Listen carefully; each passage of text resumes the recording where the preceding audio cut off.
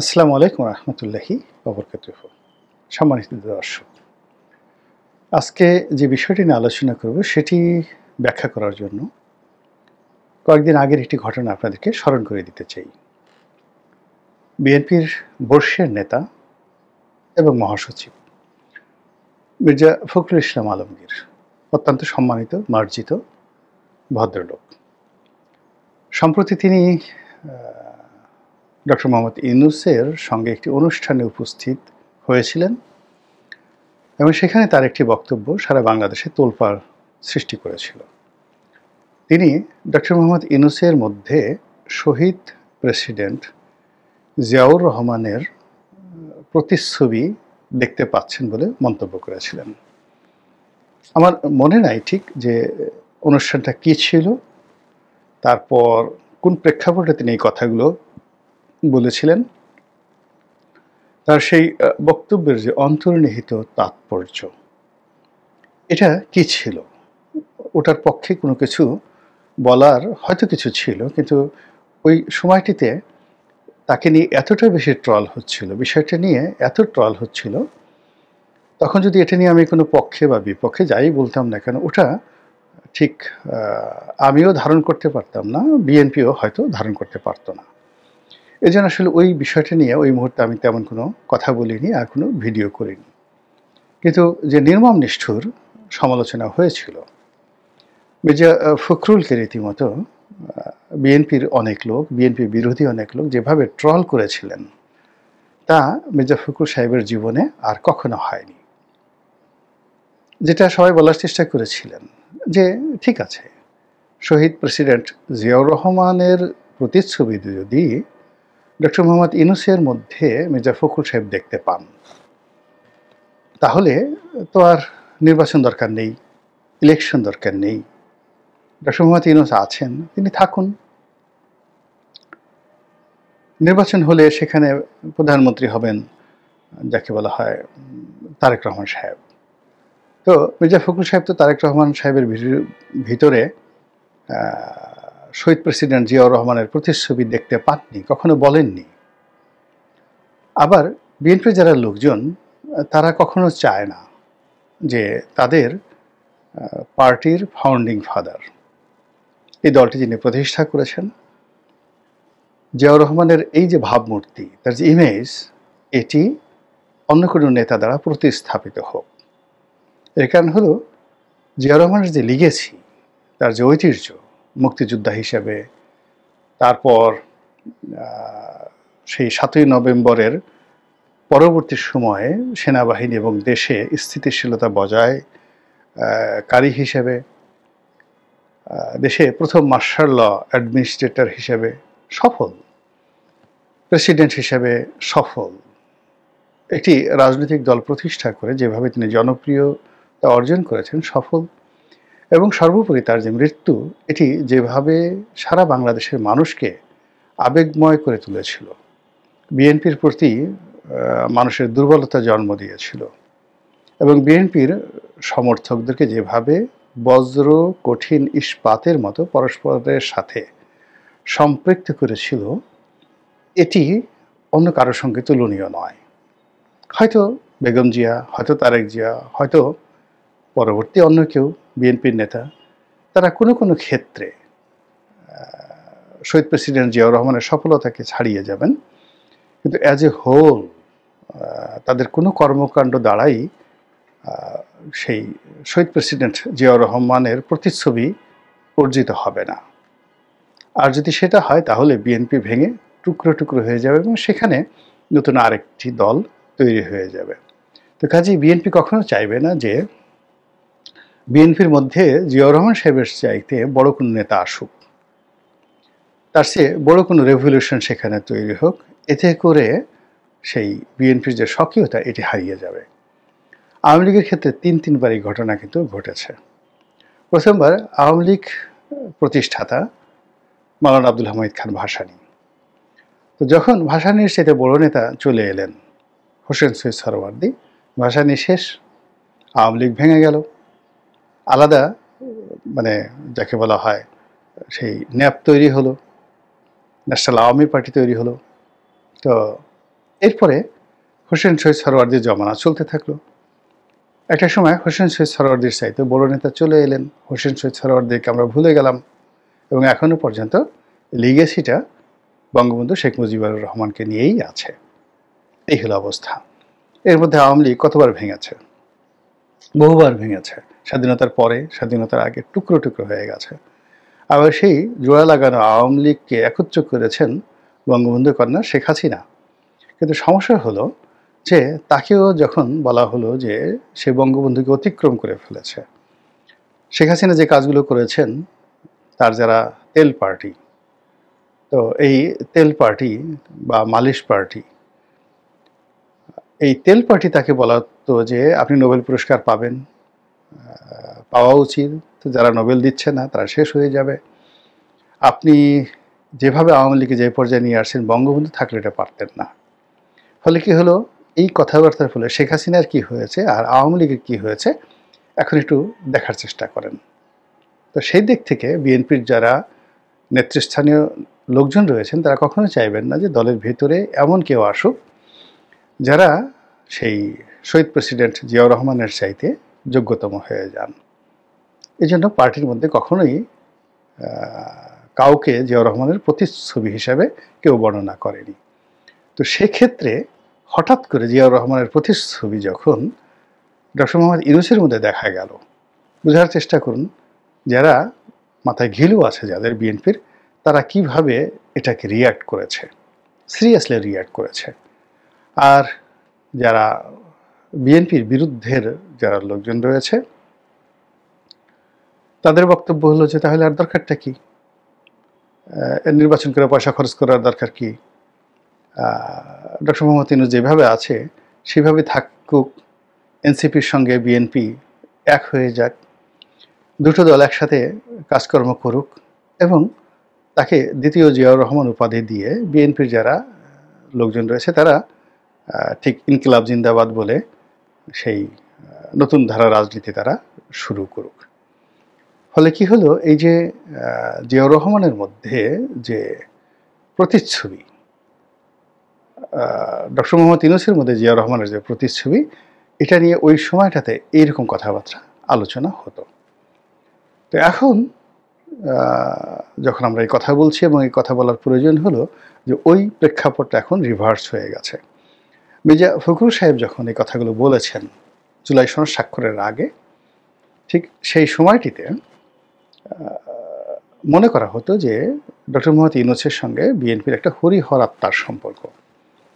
বেগম জিয়া তাকে অত্যন্ত সম্মান করেন, তিনিও বেগম জিয়াকে সম্মান করেন, তারেক জিয়া মুরব্বী হিসেবে তাকে সম্মান করেন, মর্যাদা দেন এবং বিএনপির হাইকমান্ড তারা হয়তো এরকম একটা সিদ্ধান্ত নিয়েছিল যে কোনো অবস্থাতেই তারা যাকে বলা হয় ডক্টর মোহাম্মদ ইউনূসের বিরুদ্ধে যাবে না।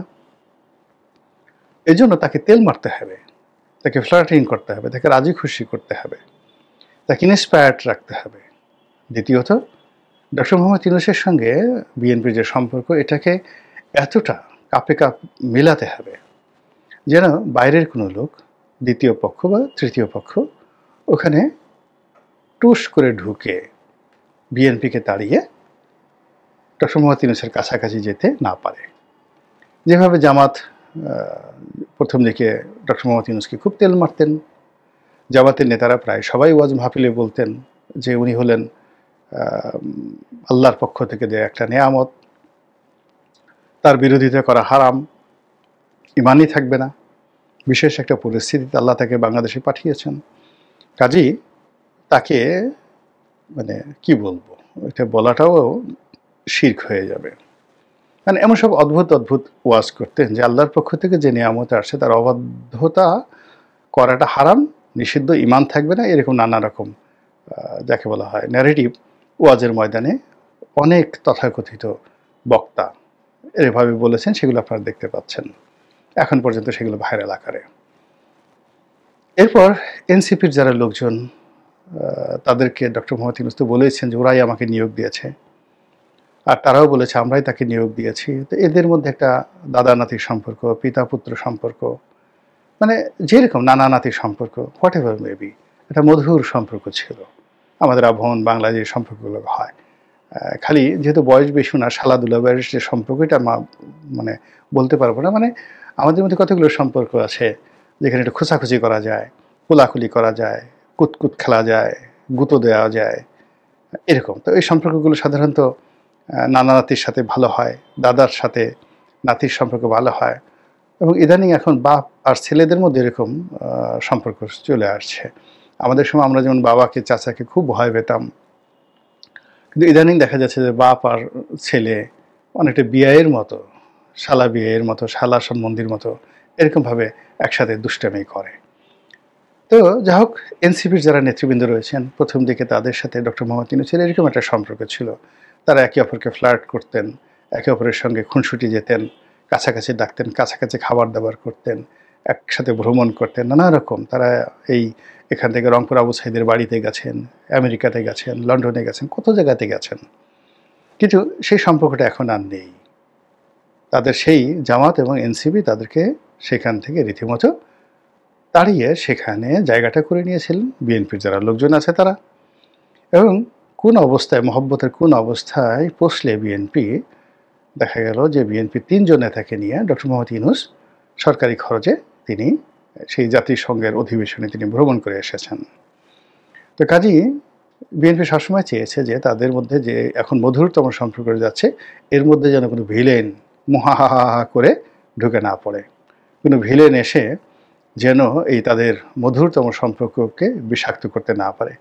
এই জন্য কী করতে হবে? ডক্টর মোহাম্মদ ইউনূসের প্রশংসা করতে হবে। আর প্রশংসা করার জন্য এখন মির্জা ফখরুল সাহেব, তিনিও বয়স্ক মানুষ, একটা কথা বলে ফেলেছেন, এবং সেটা নিয়ে আমি তো বললাম যে যা যা ট্রল হবার তা হয়েছে, কিন্তু বিএনপির শেষ রক্ষা হয়নি। যে জুলাই সনদ স্বাক্ষর হয়েছে, সেই স্বাক্ষরের পরে দেখা গেল যে ডক্টর মোহাম্মদ ইউনূস মূলত যে বিএনপির সাথে সম্পর্ক করার চেষ্টা করেছেন, এটার মধ্যে সততা ছিল না, সঠতা ছিল। আর এ কারণে বিএনপি বিক্ষুব্ধ হয়ে বলছে যে আমাদের সঙ্গে প্রতারণা করা হয়েছে, জাতির সঙ্গে প্রতারণা করা হয়েছে। মানে অনেকটা ঠিক এরকম যে আমাদের বাংলা সিনেমাতে অনেক গান হয় না, অদ্ভুত গান। আপনি কাউকে খুব ভালোবাসেন, অসাধারণভাবে ভালোবাসেন, কিন্তু সে আপনার সঙ্গে বিশ্বাসভঙ্গ করে বসলো। বিশ্বাসভঙ্গ করার পরেও আপনি তার পিছিয়ে পিছিয়ে ঘুরবেন, তাকে বাদ দিয়ে আপনি কোনো কিছু করতে পারবেন না। একটা বিখ্যাত গান আছে না, বেদের মেয়ে জ্যোৎস্না আমায় ফাঁকি দিয়েছে, আসি আসি বলে জ্যোৎস্না, কি যেন আছে না, গান আছে না, বেদের মেয়ে জ্যোৎস্নার একটা গান, নাচে নাচে গান গায়। মানে বেদের মেয়ে জ্যোৎস্না ফাঁকি দিচ্ছে নায়ককে, ইলিয়াস কাঞ্চনকে, কিন্তু তারপরে ইলিয়াস কাঞ্চন মনের আনন্দে নাচছে, গান গাইছে, এবং তারপরে সে বেদের মেয়ে জ্যোৎস্না, বেদের মেয়ে জ্যোৎস্না এই কথাগুলো বলছে। এটা একটা উপলক্ষ। এই গানের সঙ্গে, এই পাত্রপাত্রী চরিত্রের সঙ্গে বর্তমান রাজনীতির কোনো তুলনা নেই, কিন্তু জাস্ট উদাহরণ দিলাম যে জুলাই সনদের মাধ্যমে বিএনপি যে হুমকির মধ্যে পড়েছে, যে রাজনীতির সঠতার মধ্যে পড়েছে, প্রতারণার মধ্যে পড়েছে, এর ফলে বিএনপি বুঝে গেছে যে তাদের সঙ্গে ডক্টর মোহাম্মদ ইউনূসের যে সম্পর্ক, প্রেম ভালোবাসা, এটা অরিজিনাল ছিল না। তার অরিজিনাল প্রেম ভালোবাসা ছিল জামাত এবং এনসিপির সঙ্গে ছিল। ফলে এখন ওই যে মির্জা ফখরুল সাহেবের সেই কথা, জিয়াউর রহমানের যে প্রতিচ্ছবি, এটা নিয়ে আবার নতুন করে ট্রল হচ্ছে। কি ট্রল হচ্ছে? এখন যে ভোটের কথা বলা হচ্ছে, গণভোট, জুলাই সনদ গ্রহণ করার ব্যাপারে বা বর্জন করার ব্যাপারে একটা গণভোট হবে, হানা ভোট। বিএনপি এই ভোটটা দিতে চাচ্ছে না। কেন? মূলত বিএনপির আশঙ্কা যে এই ভোটটা যদি হয়ে যায় গণভোট, এবং সেখানে হা ভোট যদি জয়যুক্ত হয়, এবং হবে ওইভাবে তৈরি করা হবে meticulously, there is no way 90%ও যদি না ভোট পড়ে, রাষ্ট্রযন্ত্র এমন একটা শক্তিশালী, তারা ইচ্ছা করলে এটাকে হা ভোট বাড়াতে পারে, 90% হা ভোট। তো এই জন্য হা ভোট যদি হয়ে যায়, জুলাই সনদ গৃহীত হলো, ওটাকে বলা হলো এটা বিপ্লবী সরকার, সংবিধানবাদ, এই সরকার আরও 5 বছর থাকবে, বিএনপির কিচ্ছু করার থাকবে না। এই জন্য বিএনপি আসলে এই নির্বাচনটা দিতে চাচ্ছে না। আর এই নির্বাচনটাকে করানো, অনুষ্ঠান করানো, এটা এনসিপি এবং জামাতের অস্তিত্বের বিষয়। আর ডক্টর মোহাম্মদ ইউনূসেরও এটা মানে নির্বাচন হওয়ার চাইতে এই গণভোট হওয়াটা, জাতীয় নির্বাচনের চাইতে গণভোট হওয়াটা তার জন্য স্বস্তিদায়ক এবং বলতে গেলে কিছুটা হলো সেফ এক্সিটের ক্ষেত্রে অথবা সেফ এক্সিস্টেন্সের ক্ষেত্রে তার জন্য সুবিধাজনক। ফলে তিনি আবার চুপচাপ বসে আছেন। আর রাজনীতির ময়দানে সেই এনসিপি, জামাত, বিএনপি আগের মতো লড়াই সংগ্রাম শুরু করেছে। এখন সেই যে হা না ভোট সম্পর্কে লোকজন টিটকারি করে বলছে যে বিএনপির অস্তিত্ব তো হা না ভোটের মধ্যে। জিয়াউর রহমান সাহেব তার ক্যারিয়ার শুরু করেছিলেন, রাজনীতি শুরু করেছিলেন এই হা না ভোটের মাধ্যমে। তো যেটা দিয়ে পুরো মানে বিএনপির ইতিহাস রচিত হয়েছে, জিয়াউর রহমানের অস্তিত্ব যার মধ্যে রয়েছে, সেই হা না ভোট তো বিএনপি না করতে পারে না, কোনো অবস্থায় করতে পারে না। আর যদি বিএনপি এখানে না করে, না ভোট দেয় ভোট হলে, আর সেই হানা ভোট মানে যাতে না হতে পারে এজন্য তারা নেতিবাচক আচরণ করে, তাহলে তাদের পরিণতি কি হবে? বলার চেষ্টা করেছেন যে তাদের অস্তিত্ব শুরু হয়েছিল হা ভোটের মাধ্যমে, না ভোটের মাধ্যমে। তাদের ইতিহাস, সংস্কৃতি যা কিছু আছে সব হা না ভোটের মাধ্যমে। এবং হানা ভোট না হলে জিয়াউর রহমান হতেন না, হানা ভোট না হলে বিএনপি হতো না। যে হানা ভোটের হায়ের মাধ্যমে বিএনপির জন্ম হয়েছে, এখন সেই বিএনপি যদি আবার না ভোটের কথা বলে আর হানা ভোট বাতিল করার জন্য শুধু না নো বলতে থাকে, তাহলে এতেই বিএনপির পতন ঘটবে, বিএনপি শেষ। এবং এই কথা এখন রীতিমতো মশহুর হয়ে পড়েছে। আর এই কথার প্রেক্ষিতে ওই যে চাঁদের সাথে আমি দেব না তোমার তুলনা, তুমি চাঁদ হতে যদি তবে দূরেই চলে যেতে, সেই বিখ্যাত গান, সৈয়দ শামসুল হকের সেই বিখ্যাত গান। তো সেই গানের মতো করে আসলে ডক্টর মোহাম্মদ ইউনূস আমাদের রাজনীতির অঙ্গনের চাঁদ। শুধু দেখা যায় দূর থেকে, আলোক, পূর্ণিমার আলোক, এর দ্বারা অবগাহন করা যায়, স্পর্শ করা যায় না, একে ওন করা যায় না। বিএনপি ওন করতে পারছে না, এনসিপি ওন করতে পারছে না। তিনি ভরা পূর্ণিমায় যার উপর আলোক বর্ষণ করেন, অমনি তার মাথা খারাপ হয়ে যায় এবং তিনি ডক্টর মোহাম্মদ ইউনূসের প্রশংসা করতে থাকেন। আবার ভরা পূর্ণিমার যে প্রতিচ্ছবি তিনি যখন ঘুরিয়ে অন্যদিকে নিয়ে যান, চাঁদের মতো, একদিকে অমাবস্যা আর পূর্ণিমা পৃথিবীর অন্য যে প্রান্তরে চাঁদ আলোক বিকিরণ করে সেখানে আনন্দের বন্যা বয়, আর যেখানে অমাবস্যা সেখানে আর্তচিৎকার শুরু হয়ে যায়, সমুদ্রে বন্যা হয়ে যায়, নদ নদীতে বন্যা হয়ে যায়, ভরা জোয়ার হয়ে যায়। বাংলাদেশেও তদ্রুপ। ডক্টর মোহাম্মদ ইউনূস যেদিকে ঝুঁকেন, হাসি দেন, ওইদিকে খুশির বন্যা, প্রশংসা ছুটতে থাকে, আনন্দের বন্যা ছুটতে থাকে। আর কোনো দিক থেকে মুখ ফিরিয়ে নিয়ে গেলে মুহূর্তের মধ্যে সেখানে আর্তচিৎকার শুরু হয়, বাঁচাও বাঁচাও বাঁচাও।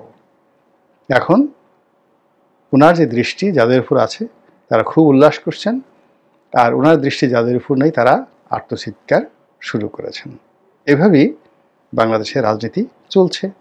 আর এই রাজনীতি কি আজীবন এইভাবে চলবে? ভবিষ্যতের মালিক একমাত্র আল্লাহই ভালো জানেন। আসসালামু আলাইকুম রহমতুল্লাহি ওয়া বারাকাতুহু।